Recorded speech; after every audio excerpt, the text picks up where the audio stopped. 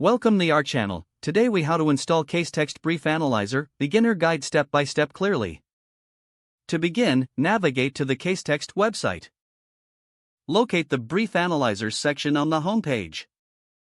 Click on the Get Started or Sign Up button. If you do not have an account, you will need to create one. Fill out the required information, including your name and email address. Choose a secure password, and then submit the registration form. Check your email for a verification message from CaseText. Click on the verification link to activate your account.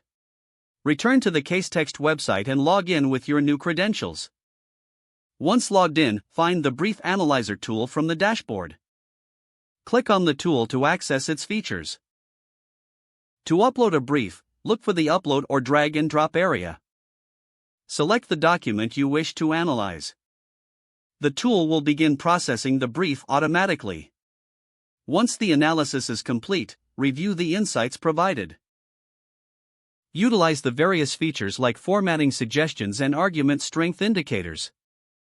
Make any necessary changes to your brief based on the analysis. After editing, you can download the revised document if needed.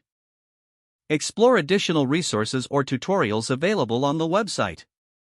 Familiarize yourself with the interface to maximize the tool's potential. Consider collaborating with colleagues using the sharing options. This concludes the installation guide for CaseText Brief Analyzer. If the page does not load, refresh the browser or try again in a private or incognito window. Make sure you are using the correct email address, then retype it carefully to avoid small typos. If your password is not accepted, use the reset option and create a new strong password you can remember. Check your spam folder for verification or security emails, then complete any requested content. Enable two-factor authentication if available to improve account security and reduce unauthorized access risk. After signing in, review your profile details so your contact information and settings are accurate and current. Don't forget to like this video and subscribe to our channel for more step-by-step tech guides.